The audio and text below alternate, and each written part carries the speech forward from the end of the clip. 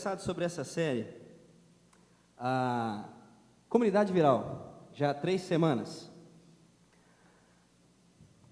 Você que está aqui a primeira vez, não se assusta, fica tranquilo. Você que ainda não acostumou com esse tema, calma, não é comunidade do vírus, tá? Fica tranquilo. A ideia de comunidade viral tem a ver com essa viralização que tem acontecido através das redes sociais, quando se trata de imagens, de textos, de vídeos que se propagam rapidamente nessas mídias. Então, pensando nessa viralização, onde eu coloquei aqui? Pensando nessa ideia de viralizar, a gente tem feito uma comparação a isso, com a comunidade, acerca do que tem acontecido, o que aconteceu na comunidade do primeiro século, da mensagem anunciada por Jesus, que se propagou no primeiro século, que viralizou no primeiro século, tomando todo o Império Romano, chegando nas fronteiras do Império, alcançando todo mundo. E ainda mais quando a gente para pensar que naquela época a gente não tinha TV, a gente não tinha rádio, a gente não tinha internet, a gente não tinha nada disso, né? Por exemplo, hoje eu não vou mostrar nenhum vídeo desses que viralizou na internet. Vou fazer diferente. Eu vou mostrar para vocês como que o Evangelho se propagou, inicialmente no primeiro século, depois no segundo século, e como ele chegou propagando através do mundo até hoje.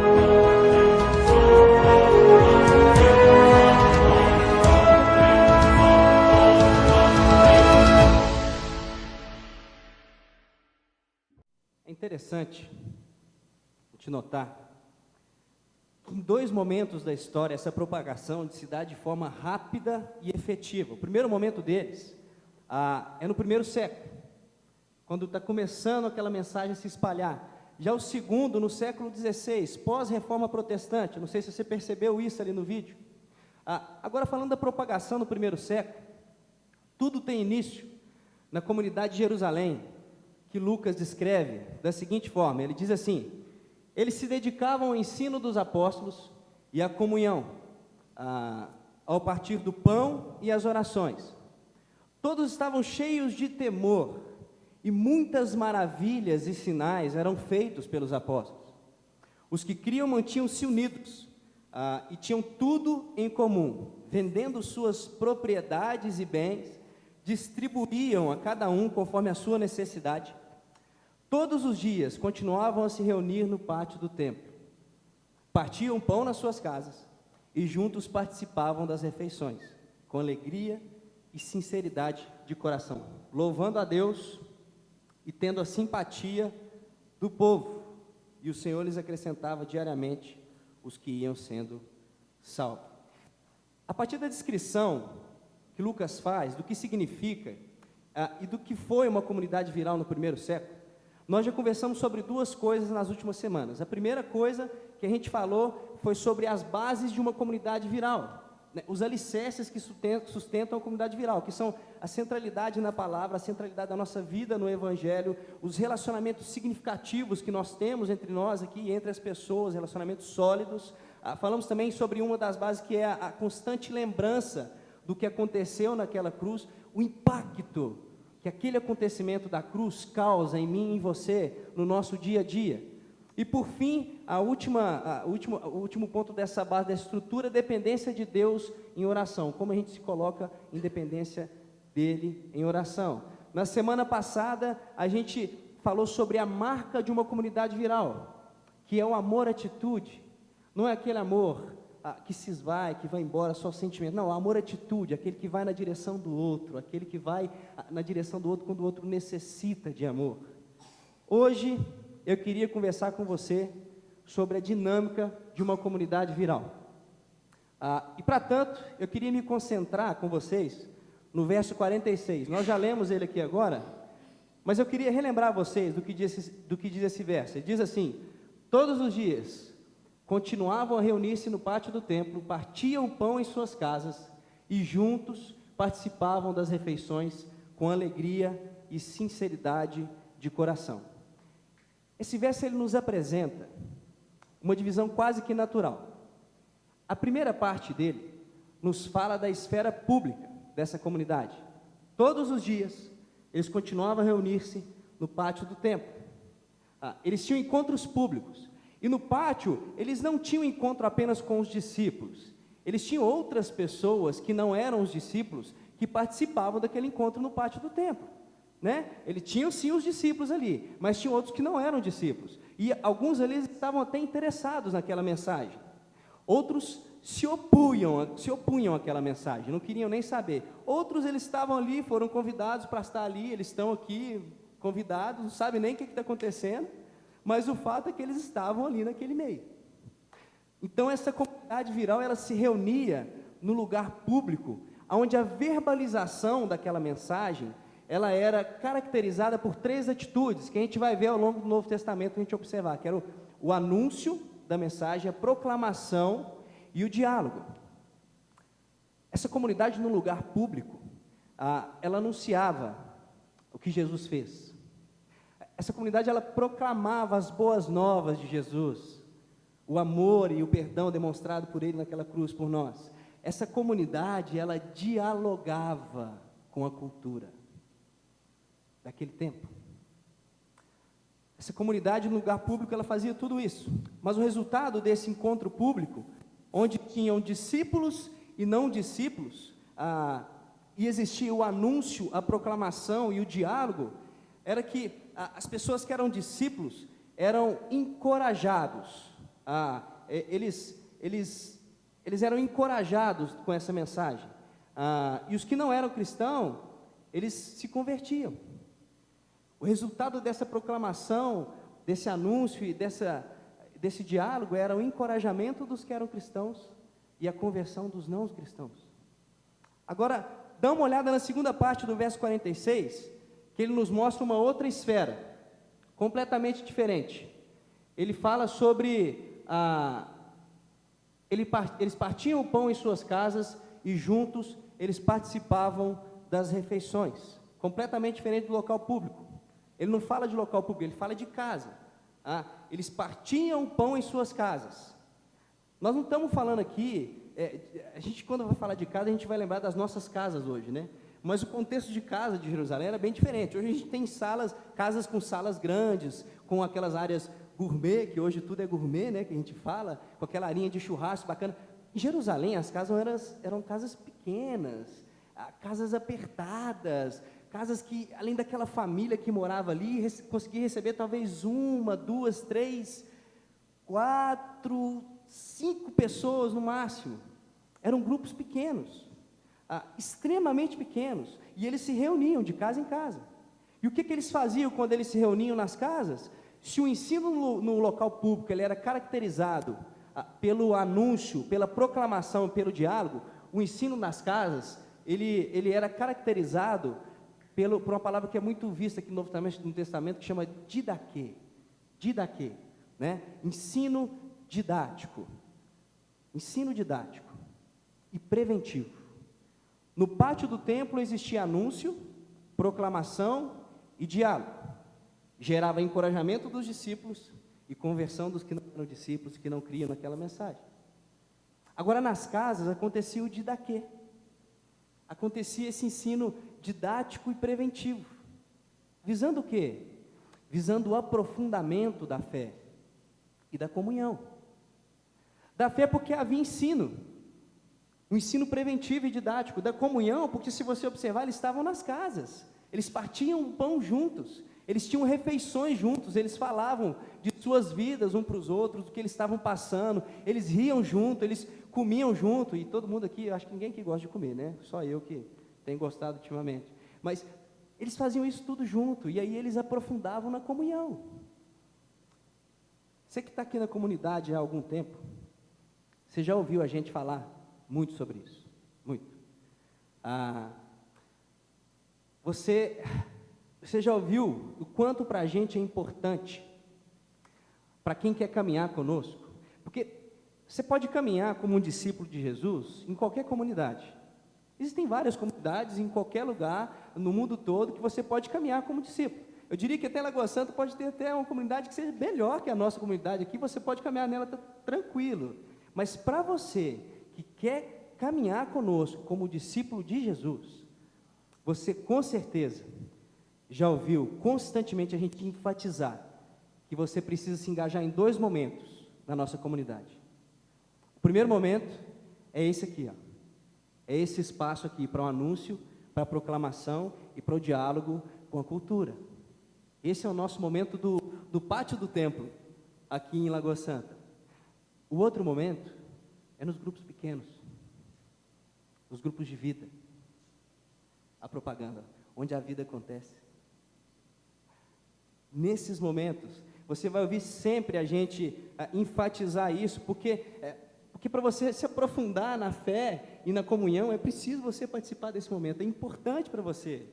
E eu estou enfatizando isso aqui para você perceber que esse negócio não é invenção nossa, não. Isso já acontece há muito tempo, isso é bíblico, isso já está há muito tempo acontecendo. Esse lance de encorajar as pessoas a se desenvolverem nessas 2 esferas. A comunidade de Jerusalém era assim. Tinha um momento público e um momento nas casas. Se você parar para observar também a vida de Jesus, isso fazia parte do cotidiano de Jesus.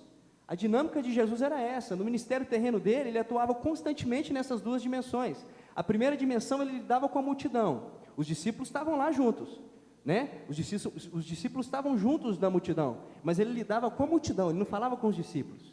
Se você parar para observar o sermão do monte, os discípulos estão lá, sentados aos pés de Jesus, mas Jesus falava a quem? A multidão. Jesus falava para a multidão. Aquele era o momento que Jesus estava respondendo os questionamentos da cultura. Aquele era o momento que Jesus estava respondendo aos questionamentos da religiosidade daquela época. Aquele era o momento da multidão. No entanto, tem uma segunda esfera no ministério de Jesus, né? Em outros momentos, ele chama os discípulos para pertinho dele, fala, vem cá, galera, vamos sentar junto aqui, vamos bater um papo, e ele fala com os discípulos. Aqui já não tem a multidão. Esse é o momento que os discípulos viravam para ele e provavelmente falavam assim, mestre, sabe aquela parábola que você contou assim, assim, assim, tá? Você podia explicar para a gente um pouquinho melhor, que a gente não entendeu muito bem? Mestre, sabe aquilo que você falou assim, tem como se aprofundar com a gente naquilo? Aquele era o momento em que Jesus desafiava, encorajava os seus discípulos. Aquele era o momento em que Jesus confrontava os seus discípulos pessoalmente. Olha que interessante. Quando eu observo hoje igrejas na atualidade,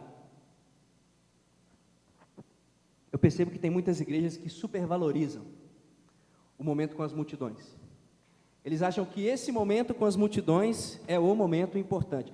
E Jesus não diz isso, que não é importante, pelo contrário, ele sabe que esse momento com as multidões, ele é importante sim, né? Esse momento de anunciar, de proclamar e de dialogar com a cultura, ele não desprezava esse momento. O grande problema é quando as pessoas começam a se restringir a esse momento, né? Porque se você se restringe à multidão e não tem o momento de casa em casa, essa igreja tem uma tendência a crescer como uma igreja superficial. Porque se ela não tem um momento de casa em casa, ela não vai se aprofundar na fé e na comunhão. Só tem o momento da multidão. Ok, tem um outro tipo de igreja, aquela igreja que diz assim, é verdade, É por isso que a gente não quer ser uma grande igreja. A gente quer ser assim uma igrejinha pequenininha, com um pouquinho de gente que se reúne nos fins de semana na casa de alguém, e ali a gente vai estudando a Bíblia. Olha, a gente se encontra juntinho, não precisa vir mais ninguém não, porque senão vai incomodar a gente. Então a gente quer ser só um grupinho pequeno, tá? A gente tem estudado a Bíblia. Todo mundo aqui já sabe quantos livros tem no Antigo Testamento, quantos livros tem no Novo Testamento, qual que é a cronologia bíblica, sabe? A gente está estudando tudo direitinho. Inclusive, a gente até decora versículos e cobra um dos outros, sabe? Toda semana, assim. A gente está muito bem aqui, sabe? A gente vive muito bem. Só que não cumpre a missão. Não cumpre a missão. Igreja bíblica tem que também ter espaço para a multidão. Esse negócio de, nós não priorizamos quantidade, porque nós priorizamos a qualidade. Espera aí, tem alguma coisa de errado com a qualidade que não gera quantidade. Qualidade que não se multiplica é vida estéril. É vida estéril. Por isso, quando você olha para o ministério de Jesus, ele ensina, ele tem um momento com as multidões, anunciando o reino de Deus, proclamando as boas novas do reino de Deus, dialogando com a cultura da época. Mas Jesus, ele também tem uns momentos que ele se dedica aos discípulos, para aprofundar os conhecimentos, para aprofundar os relacionamentos, para deixar de comunicar só com a nuca do companheiro que está na frente.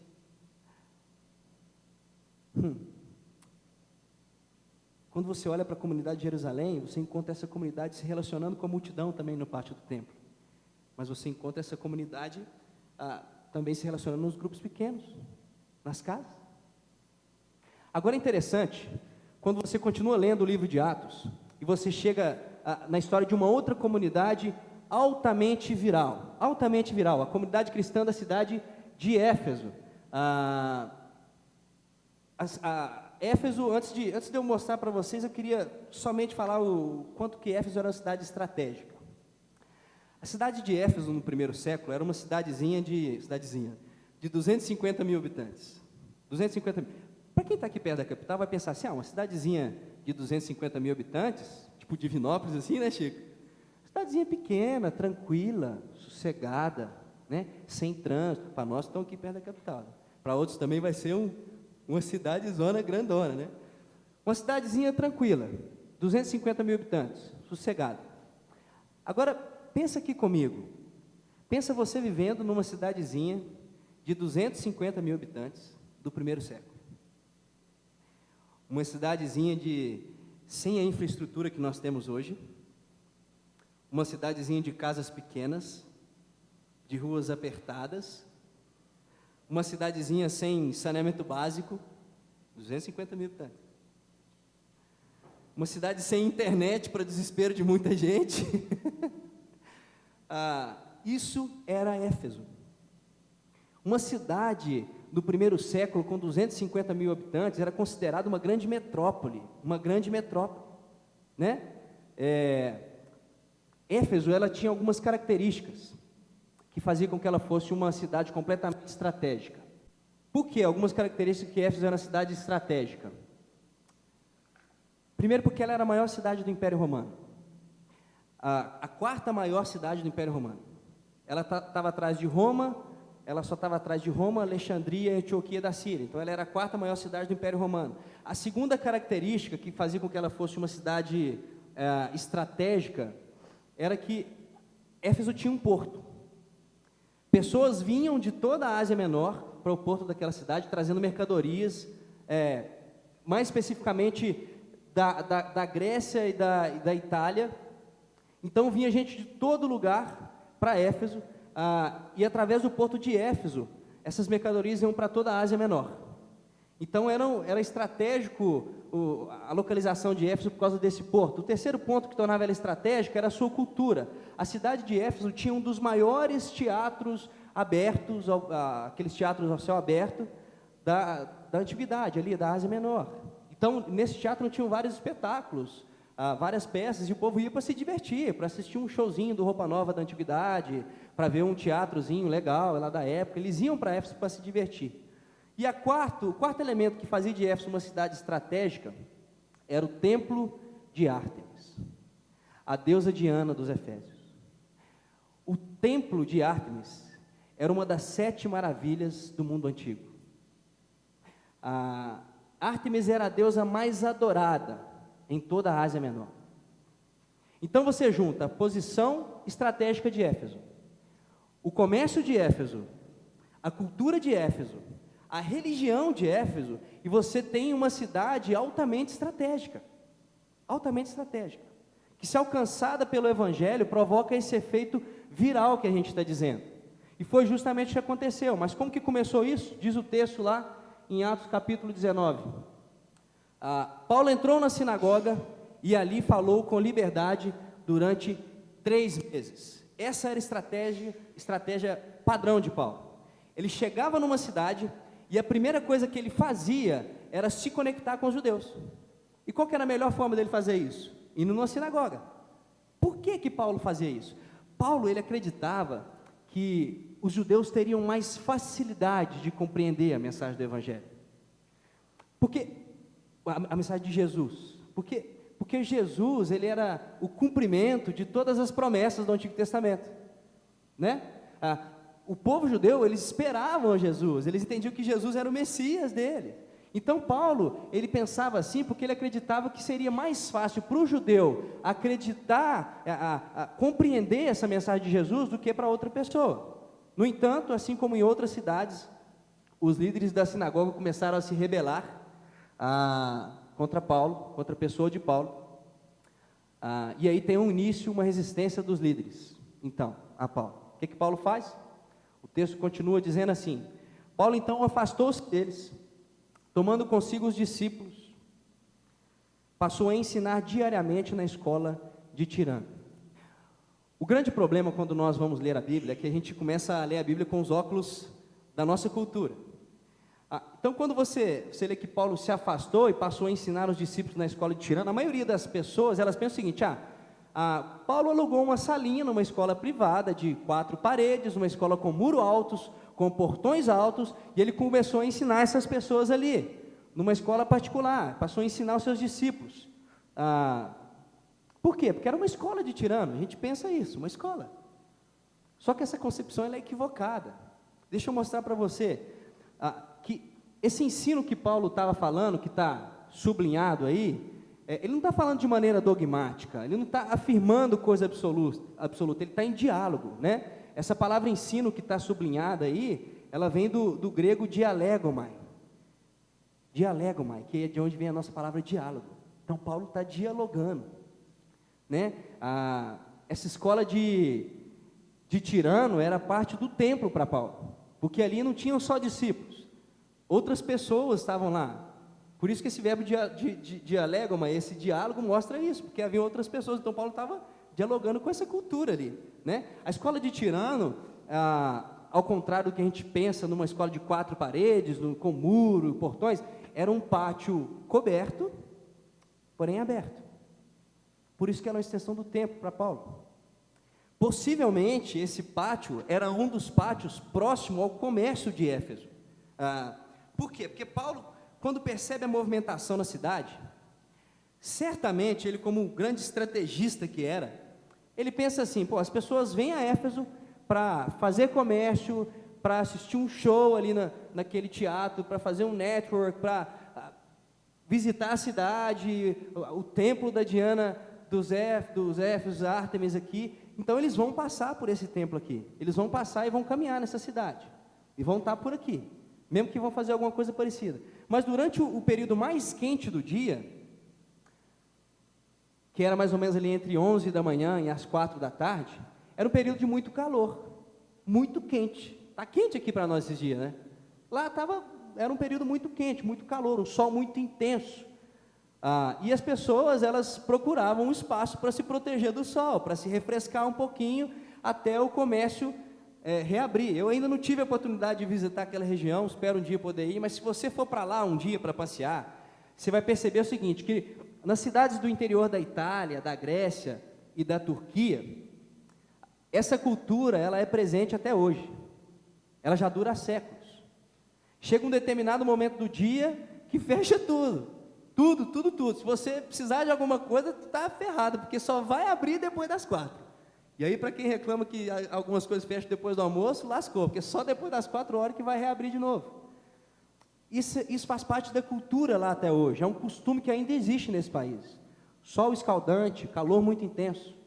Então, o que Paulo fazia? Ele aproveitava nesse momento, um pátio coberto, para falar acerca de Jesus. E aí o camarada estava lá, passando, o sujeito podia escolher. O cara está procurando a sombra? Ok, vem cá, tem uma sombrinha para você aqui. Você vai ter que escutar acerca de Jesus. Tá bom, não quer não? O solzinho ali, cara, que aí pode ir dar uma caminhada debaixo do sol escaldante ali. Olha só que interessante, o sujeito vinha para descansar e ele escutava Paulo falar sobre Jesus. Para alguns que passavam ali, aquela informação era nova. Para outros, era uma informação esclarecedora, porque tirava as dúvidas que eles tinham daquela época. E para outros, talvez vinha confirmar aquilo que ele estava procurando, que ele estava buscando. E aí o que acontecia? Transformação. A partir dali, olha o que acontece. Isso continuou por 2 anos. Por 2 anos.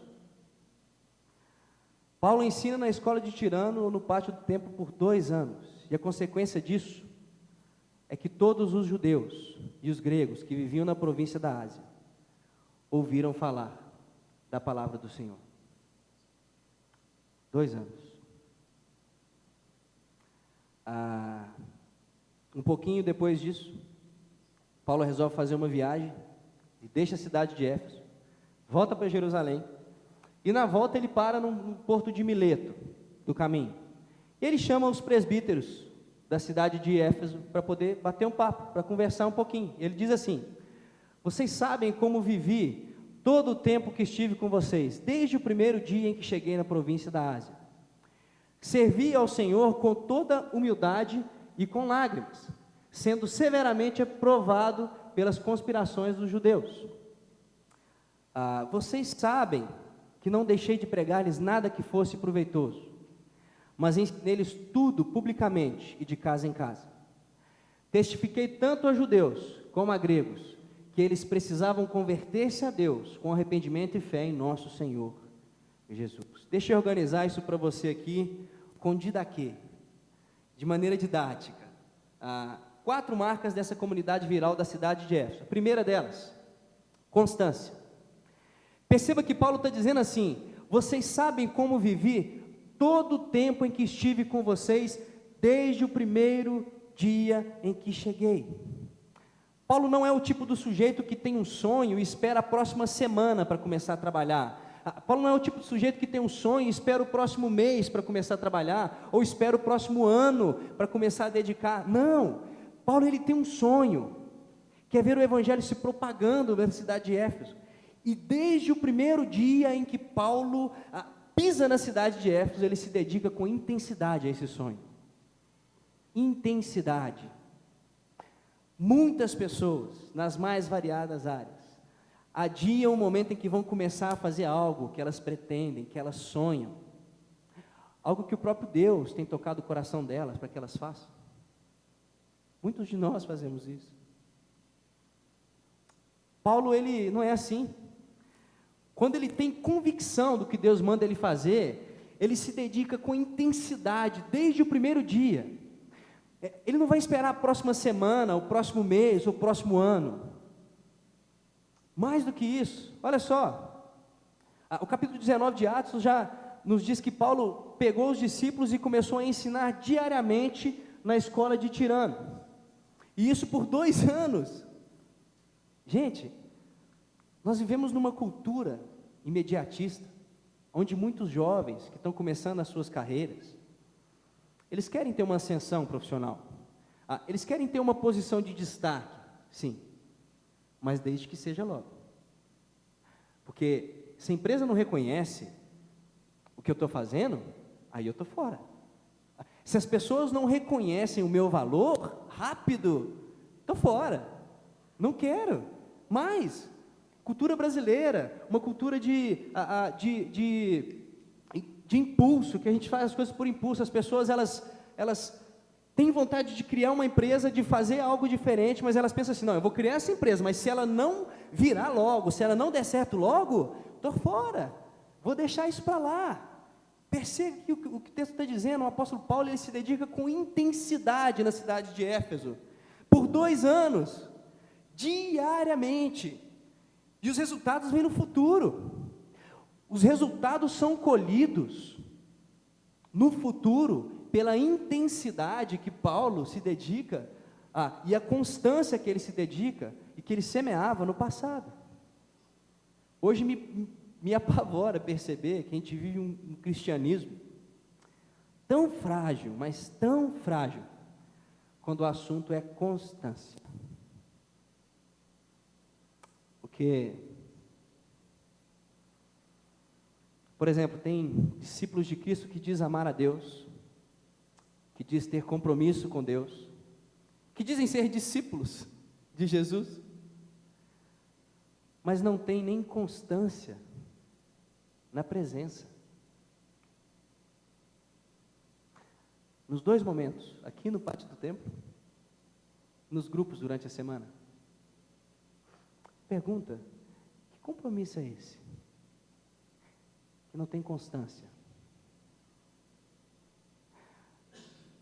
Que não tem constância na presença, de estar aqui. Ou ainda, quantas vezes a gente já convidou pessoas para fazerem parte de algum movimento nosso, para servirem aqui na comunidade, e aí acontece 2 coisas. A primeira, a pessoa se engaja e participa, por 2 ou 3 meses.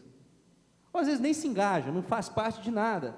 Porque quando você começa a fazer alguma coisa aqui, todo domingo, chega um momento que você para e pensa assim, eu preciso dar um tempo. Eu preciso parar. Está demais. A gente não tem visão de futuro. A gente não tem visão de futuro. A gente não tem noção de que grandes obras feitas por Deus, através de homens e mulheres que Ele usou, sempre essas obras foram caracterizadas por essa palavrinha, por esse fator, constância. Constância. Porque constância é um sinônimo de uma palavra muito usada na fé cristã, perseverança. Perseverança. Uma segunda característica dessa comunidade é a própria dinâmica. E aqui eu quero mostrar para vocês o que eu disse anteriormente, olha só. O capítulo 20 diz assim, Paulo diz aos seus presbíteros, eu ensinei-lhes tudo publicamente e de casa em casa, as 2 esferas. Jesus lidava com as multidões, Jesus lidava com os discípulos em separado. A comunidade de Jerusalém, ela anunciava, proclamava e dialogava no pátio do templo, mas essa mesma comunidade, ela aprofundava a fé e a comunhão nas casas. Sabe o que fazia a comunidade de Éfeso? Uma comunidade altamente viral. O pátio do templo estava para Jerusalém, da mesma forma que o pátio de Tirano estava para a comunidade de Éfeso. Aquele era o local do anúncio e proclamação, diálogo com a cultura. E mais, eles se encontravam nas casas. Paulo ensinava publicamente e de casa em casa. Simples, simples. Obrigado, Patrick. Desde quando essa igreja foi fundada, a opção da equipe pastoral que fundou essa igreja sempre foi para que fosse uma igreja com uma estrutura simples. E nesses 8 anos de comunidade, a gente vem, eu não estou aqui desde o começo, mas eu conheço a história e sei que a gente vem passando algumas pressões de pessoas que chegam de outras comunidades para cá, já com experiência, e nos pressionam especificamente em 2 áreas. A primeira pressão diz respeito à música, diz respeito ao momento de adoração comunitária. Quantas vezes o Fernando, o Jay, o pessoal da música, eu já escutamos gente chegando falando assim, sabe, Crasso, eu gosto tanto da comunidade Aliança, mas tanto, mas o louvor é tão frio. Se ele fosse assim mais quentinho, mais gostoso, sabe? Vocês falam da gente ter vários arrepios durante o louvor, eu só queria ter um arrepio, umzinho só, já estava bom. Só um, por domingo, já estava ótimo. E muita pressão veio nesse sentido, nesses 8 anos. E aqueles que caminham conosco, Eu acredito que já entenderam, porque nós não abrimos mão do nosso estilo. Porque nós não estamos aqui preocupados em gerar arrepio na espinha, na coluna de crente. Nós estamos aqui preocupados em gerar salvação. Evangelho na mente e no coração dos seus amigos e dos seus parentes que ainda não compreenderam o que significa seguir a Jesus. Evangelho. Mas a segunda pressão vem para a gente tornar nossa comunidade simples numa comunidade complexa, cheia de coisas. As pessoas vêm das suas igrejas e estão sempre dizendo assim: pastor Fernando, como que a gente vai começar a ter retiro de casais aqui na nossa comunidade? É porque a gente precisa ter retiro de casais para casais sem filhos, né? Porque os casais sem filhos, eles precisam entender o que é ser um casal sem filho.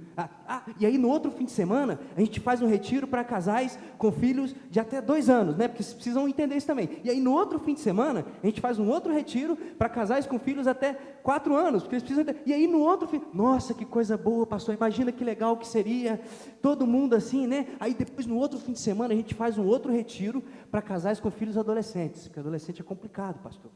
Complicado. E aí no outro fim de semana, a gente faz um retiro para casais que os filhos já saíram de casa, que aí bate aquela síndrome do ninho vazio, né? E as pessoas precisam lidar com isso. Minha mãe está aqui, ela sabe o que é isso. E aí, pastor, no outro fim de semana a gente faz um retiro para os viúvos e para os divorciados, né? Porque aí sai casamento e tal. Imagina que legal, pastor. E as pessoas pressionam para a gente tornar o que é simples, complexo. E a equipe de pastores de uma igreja, ao invés de se preocupar com os discípulos, com o ensino, de casa em casa, fica organizando o evento para crente. Querido, me desculpem, acho que a gente tem gerado uma grande confusão no mundo atual. Sabe o que nós estamos precisando? Nós não estamos precisando ensinar a marmanja a amar sua esposa e a cuidar de seus filhos, nem mulheres crescidas a serem boas esposas e cuidar dos seus filhos. Não, o que nós precisamos hoje é ensinar as pessoas a serem discípulos de Jesus. O sujeito que se torna discípulo de Jesus, não tem como ele se direcionar o seu amor para sua esposa, ele deixar de amar mais a sua esposa. O sujeito que se torna o discípulo de Jesus, não tem como ele deixar de cuidar dos seus filhos. Da mesma coisa uma mulher que é impactada pelo Evangelho, que compreende o que significa seguir a Jesus, sabe o que ela vai fazer? Ela vai amar o seu marido com toda a intensidade, ela vai cuidar da sua casa com todo o amor e carinho. Sabe o que ela vai fazer? Ela vai cuidar dos seus filhos a partir do referencial, que é a palavra de Deus.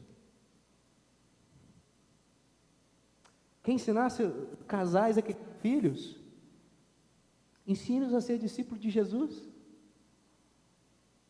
Se eles se tornarem discípulos de Jesus, eles vão ler a Bíblia com seus filhos.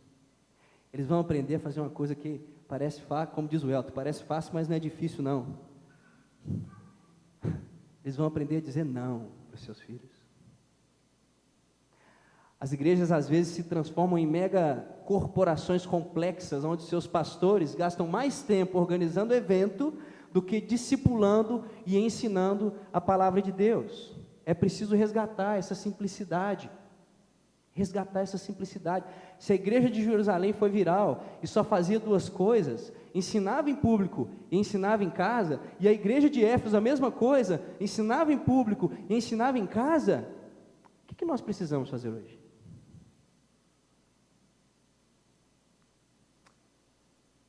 Terceira característica, a mensagem. Aqui é um ponto muito importante.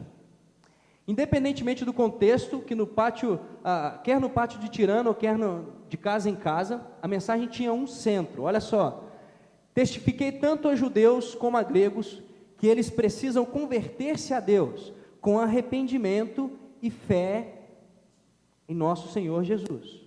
2 coisas aqui, a mensagem podia ter variações, podia ter aplicações, podia ter implicações. No entanto, O centro da mensagem sempre foi: você precisa se arrepender e voltar para Deus. E você precisa construir uma espiritualidade a partir de quem Jesus é e do que Ele fez. Deixa eu explicar para você de uma maneira mais simples. Você veio aqui hoje, te convidaram para vir aqui, você apareceu, você está aí, nem sabia o que era, e aí de repente, você é surpreendido com tudo que está sendo dito aqui, tudo. Por que você é surpreendido? Porque você vinha vivendo uma vida a partir de você mesmo, né? Você é o tipo do cara ou da mulher que acha assim, ó, Deus não precisa nem ajudar, é só Deus não atrapalhar, se Ele não atrapalhar, está tudo certo, está tudo tranquilo. Então você está lá construindo sua vidinha, você está namorando aqui e acolá, você está noivando aqui e acolá, está pensando em casar ou já casou, está construindo a sua carreira profissional, você está fazendo cursos aqui e acolá para progredir financeiramente, para progredir profissionalmente, mas tudo isso deixando de lado a sua espiritualidade. E aí aqui de manhã você pegou e tomou um chacoalhão, aquela sacudida assim, ó. E você descobre que a espiritualidade é importante, é muito importante. Você descobre que precisa de uma mudança de mente. A palavra aqui é metanoia, do grego, né, que diz arrependimento. Então você faz uma conversão. Você que estava caminhando para lá, por sua própria força, ficando a cada dia mais distante de Deus, você decide converter-se a Deus. E aí você tem duas opções: construir uma espiritualidade a partir de sua própria força, construir uma espiritualidade a partir de você mesmo, a partir do que você pode fazer, tentando obedecer a Bíblia, tentando cumprir regras, tentando ser uma boa pessoa, um bom pai, um bom marido, um bom filho, uma boa esposa, uma boa filha, ou, porque esse negócio não vai dar certo, você vai ver que você não vai dar conta, ou você percebe que o convite de Deus, que Deus fez para você, é para você construir uma espiritualidade confiando plenamente, não em você, mas confiando em Jesus, em o que Ele é e o que Ele fez. Quando você descobre que Jesus é quem Ele diz ser, o Deus que entrou na história para buscar a mim e a você, e o que Ele fez naquela cruz, foi suficiente para nos reconectar com Deus. E Deus nos ama não pelo que a gente é, ou pelo que a gente tenta ser. Deus nos ama pelo que Jesus é e fez por mim e por você. Sabe o que acontece? Quando você compreende isso, quando você confia nisso, você se volta para Deus. Simples. Arrependimento. E aí você constrói uma espiritualidade a partir de Jesus, e não a partir de você. Era isso que Paulo ensinava para gregos e judeus.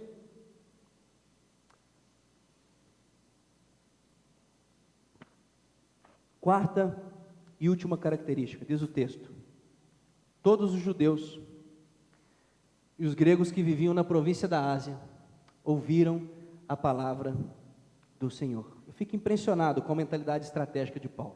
Paulo é um cara estrategista por natureza, porque aquelas pessoas que viviam nas mais variadas partes da Ásia Menor naquele tempo, e gastavam a tarde se cobrindo naquele pátio, fugindo do sol, para dar uma refrescadinha e ficar tranquilo, eles ouviam os ensinamentos de Paulo. Aquelas pessoas compreendiam quem era Jesus, compreendiam o que Ele havia feito na cruz, e se rendiam a essa obra, se apropriavam do perdão de Deus, se apropriavam do amor de Deus. E aí o que acontecia? Eles voltavam para as suas cidades. E sabe o que aconteceu na Ásia Menor? Muitas igrejas surgiram em lugares que Paulo sequer pôs o pé uma vez. Exemplo: Colosso. Cidade de Colosso, cidade de Laodiceia, cidade de Hierápolis. Como que essas igrejas surgiram? Discípulos de Jesus, impactados com o Evangelho, decidem viver um compromisso, decidem viver o Evangelho com simplicidade e constância. E essas pessoas vinham, ouviam o apóstolo Paulo, entendiam aquela mensagem que ele dizia acerca de Jesus, tinham suas vidas transformadas, e eles voltavam para as suas cidades. Eles começavam a contar para os seus amigos tudo que estava acontecendo na vida deles. E como que essa mensagem tinha pego eles no canto, na curva, e transformado a vida deles. Diante disso, deixa eu convidar você para refletir em 3 perguntas. E aí você vê o que você vai fazer em relação a isso. Primeira pergunta básica. Você já tomou a decisão de converter-se a Deus com fé em Jesus? Calma, pera, não responde, segura aí. Sabe por quê? Parece simples, mas é complexo esse negócio aí. Como diz o Elton, e aí eu vou inverter, parece difícil, mas não é fácil não. Eu estou dizendo o seguinte: você confia em você mesmo, você acha que dá conta de fazer as coisas por você mesmo, você acha que Deus gosta de você porque você é melhor do que os outros, porque você faz o bem, porque você espalha o bem, você confia no que você faz. Você tem aquela mentalidade assim, Deus não precisa nem ajudar, é só não atrapalhar que está tudo certo.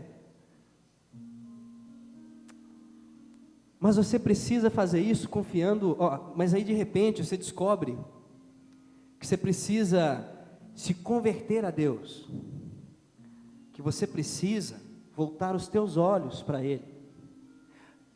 Presta atenção numa coisa, não religião, para Deus. Preciso voltar para Deus, não é religião. Mas você precisa fazer isso confiando em Jesus e não em você. Pergunta: você já tomou essa decisão? Você já tomou essa decisão? Se você não tomou, fica tranquilo, que a gente volta nisso. Se você já tomou essa decisão, vem comigo aqui para a segunda pergunta. Como discípulo de Jesus, você tem vivido um compromisso simples e constante? Simples e constante. Simples assim. Pátio do templo, casa em casa. Escola de tirano, casa em casa. Um dos cultos de domingo, grupos de vida durante a semana. Você tem compromisso com Jesus? Você é um discípulo de Jesus? Você tem manifesto o seu compromisso como discípulo de maneira simples e constante? Ou então estar aqui num dos nossos encontros no dia de domingo tem mais a ver com a sua agenda, com os churrascos dia de domingo, com as festas com os amigos dia de domingo. Você tem vivido um cristianismo simples e constante? O desafio aqui de hoje é altamente simples. Altamente simples. Você tem se engajado como discípulo nessas 2 esferas?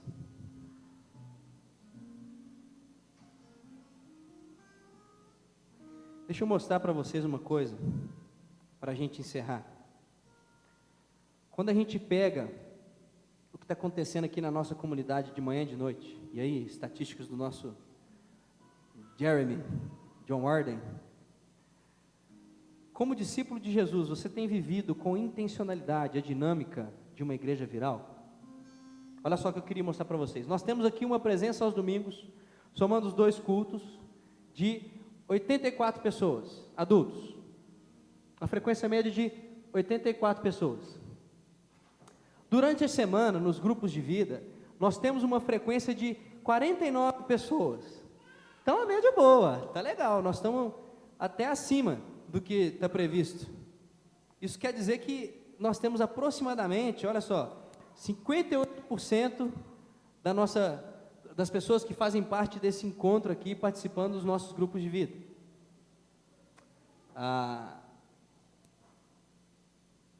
O grande problema disso é que isso nos mostra que ainda tem pessoas que não entenderam a importância de se participar de um grupo de vida.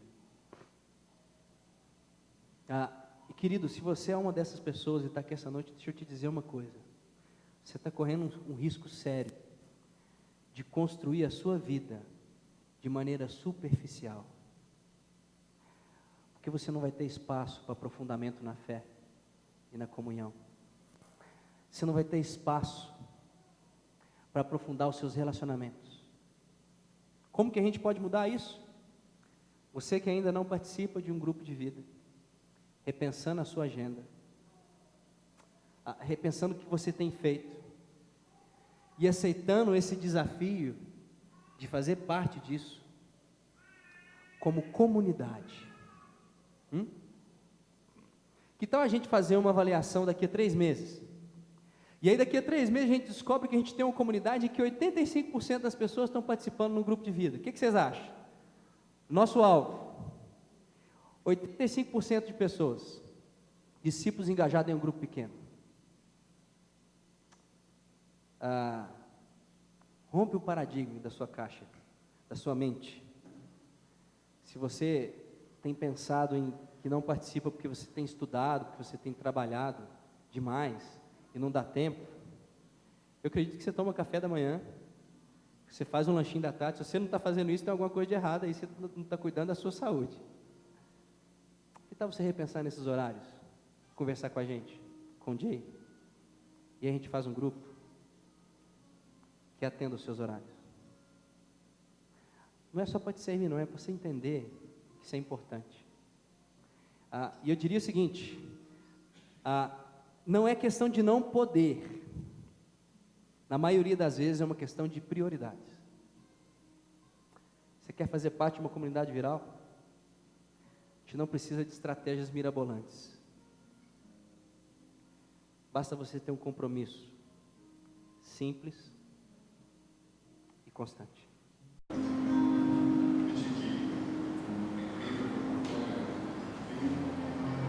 Nós temos, nesses últimos 3 semanas, compartilhado, partir o pão, praticar o que a gente está lendo essa semana. E queremos continuar com isso hoje de manhã. E como isso é importante para nós como um corpo, de mostrar a nossa união, de mostrar que estamos juntos nessa caminhada de ser uma comunidade viral. Porque diante da mesa, diante do pão, do vinho, nós estamos falando que fazemos parte de alguma coisa maior do que só nós mesmos. Que as coisas que eu preciso resolver na minha vida com outra pessoa vai acontecer. Eu não vou guardar as mágoas, não vou guardar rancor de pessoas diante da mesa de Cristo, porque daí não seria contradizendo o que a gente prega como corpo.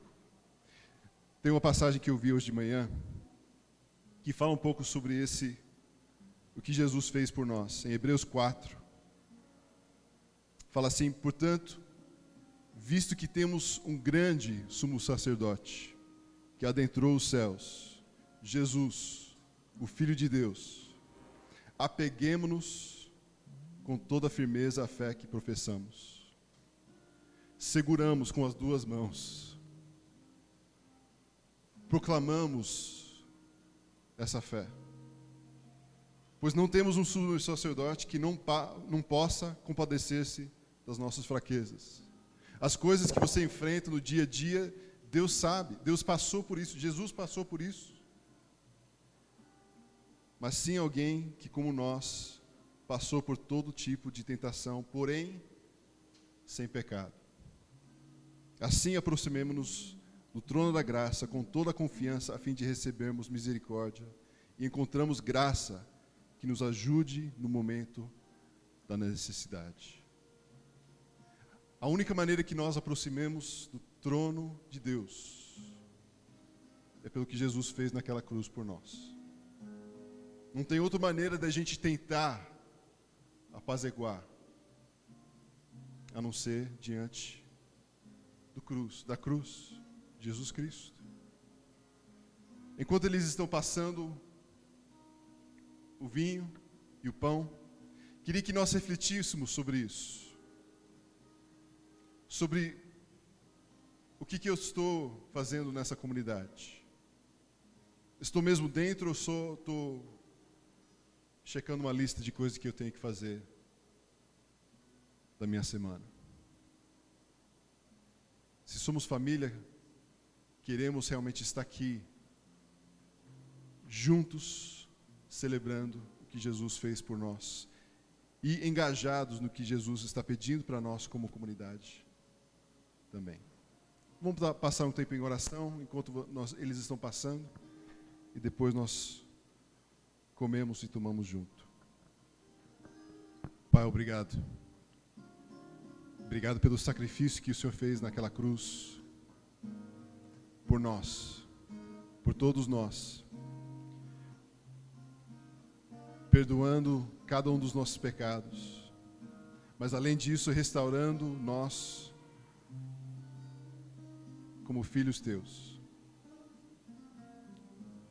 Que hoje continuemos a lembrar do sacrifício do Senhor por nós, mas também que isso nos une cada vez mais, como uma comunidade que sabe de quanto que nós fomos perdoados, que sabe quanto custou para o Senhor naquela cruz, e que as coisas que a gente tem um contra o outro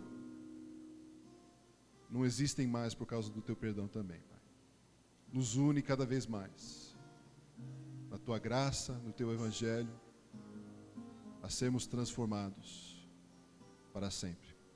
Em nome de Jesus que oro. Amém. Vamos comer e tomar junto.